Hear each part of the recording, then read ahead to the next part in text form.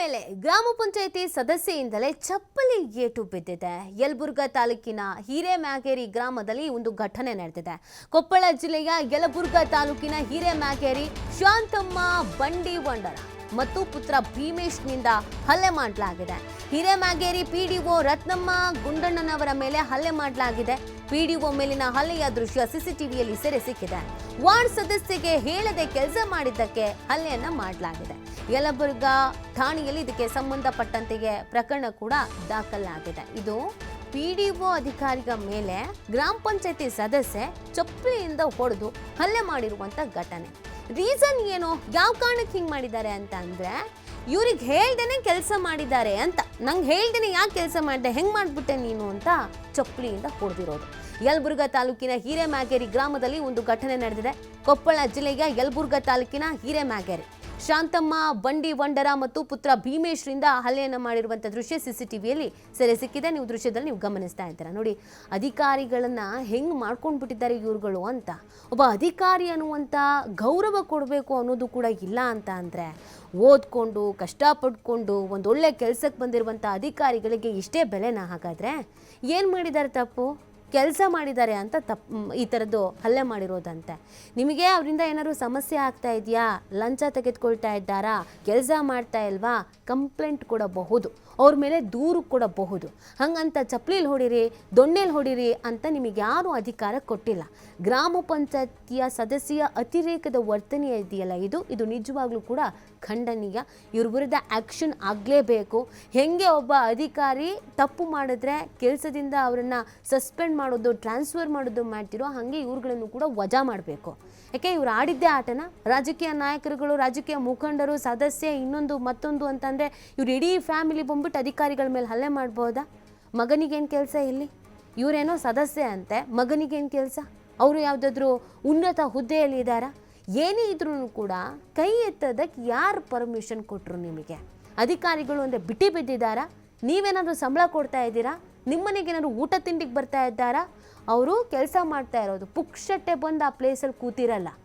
ಅವರು ಕಷ್ಟಪಟ್ಟು ಓದಿ ಅಧಿಕಾರವನ್ನು ವಹಿಸ್ಕೊಂಡಿರ್ತಾರೆ. ಆ ಅಧಿಕಾರಿಗಳಿಗೆ ಗೌರವ ಕೊಡೋದನ್ನು ಫಸ್ಟು ಕಲ್ತ್ಕೊಳ್ಳಿ. ಇಲ್ಲ ಅಂತ ಅಂದರೆ ನೀವು ನಾಗರಿಕರಾಗೋದಕ್ಕೆ ನಾಲಾಯಕ್ಕೆ ಇಲ್ಲ.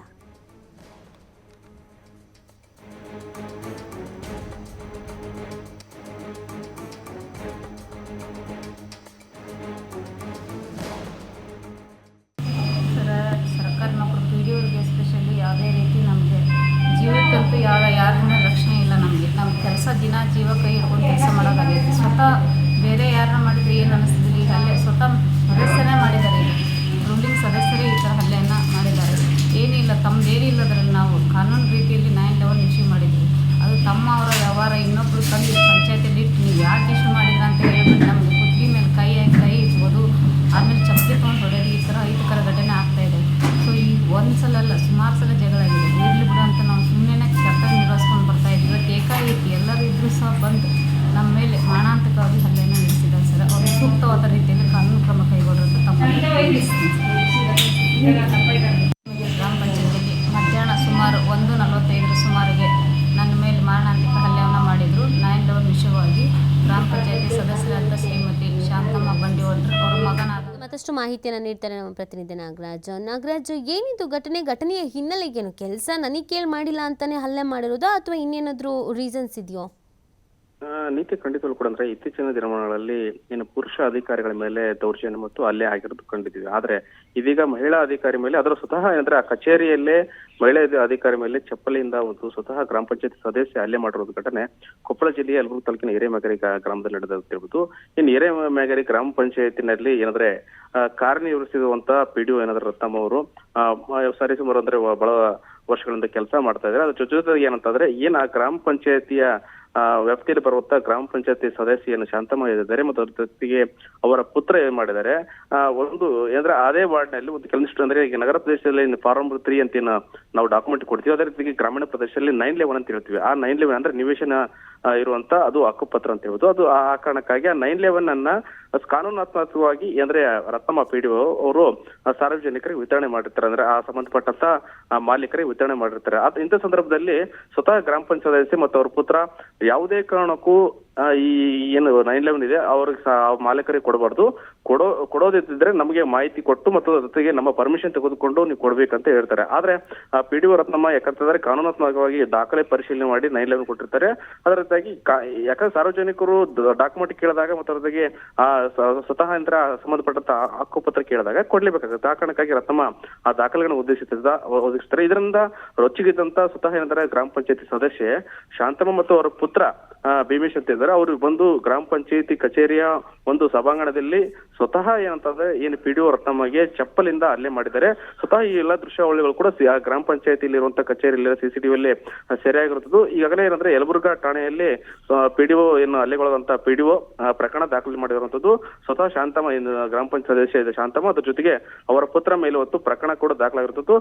ಈ ಏನು ಹಲ್ಲೆಗಳದ ವಿಡಿಯೋನು ವೈರಲ್ ಆಗ್ತಿದ್ದೆ. ಸ್ವತಃ ಗ್ರಾಮ ಪಂಚಾಯತಿಯ ಅಭಿವೃದ್ಧಿ ಅಧಿಕಾರಿಗಳ ಸಂಘ ಸ್ವತಃ ಏನಂದ್ರೆ CM ಅವರಿಗೆ ಅದ್ರ ಜೊತೆಗೆ ಏನ್ ಜಿಲ್ಲಾ ಪಂಚಾಯತ್ CEO ಅವರಿಗೆ ಪತ್ರ ಬರೆದಿದ್ದಾರೆ.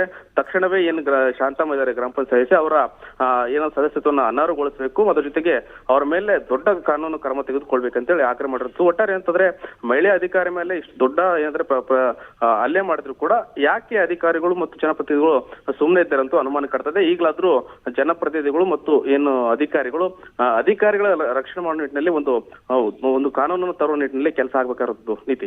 ಇದಕ್ಕೆ ಸಂಬಂಧಪಟ್ಟಂತೆ ಈಗ ಏನಾದರೂ ಕ್ರಮ ಈಗ ಸದಸ್ಯರ ವಿರುದ್ಧವೂ ಕೂಡ ಆಗ್ಬೇಕಲ್ವಾ? ಯಾಕಂದ್ರೆ ಅಧಿಕಾರಿಗಳಿಗೆ ಏನೇ ತಪ್ಪು ಮಾಡಿದ್ರು ಅದನ್ನ ಹೇಳೋದಕ್ಕೆ ಕೇಳೋದಕ್ಕೆ ಅಂತ ಕಾನೂನು ಇದೆ. ಸೊ ಅಲ್ಲಿ ಗಮನಕ್ಕೆ ತರುವಂತ ಕೆಲಸವನ್ನ ಮಾಡ್ಬೋದಿತ್ತು. ಕ್ಷಮಾ ಕೇಳಿರುವಂಥದ್ದು ಅಥವಾ ಈ ಥರದ್ದು ಏನಾದರೂ ಆಗಿದೆಯಾ? ಏನು ಹೇಳ್ತಾರೆ? ಈಗ ಸಮರ್ಥಿಸ್ಕೊಳ್ತಾರೋ ತಪ್ಪಾಯ್ತು ಅಂತ ಏನಾದರೂ ಅಂತಾರೋ? ಈಗಾಗಲೇ ಅಂತಂದ್ರೆ ಸ್ವತಃಪಟ್ಟ ಏನಂದ್ರೆ ಈಗ ಹಲ್ಲೆಗಳು ಜೊತೆ ಸ್ವತಃ ಏನು PDO ಅವರು ಪ್ರಕರಣ ದಾಖಲು ಮಾಡುತ್ತದ್ದು.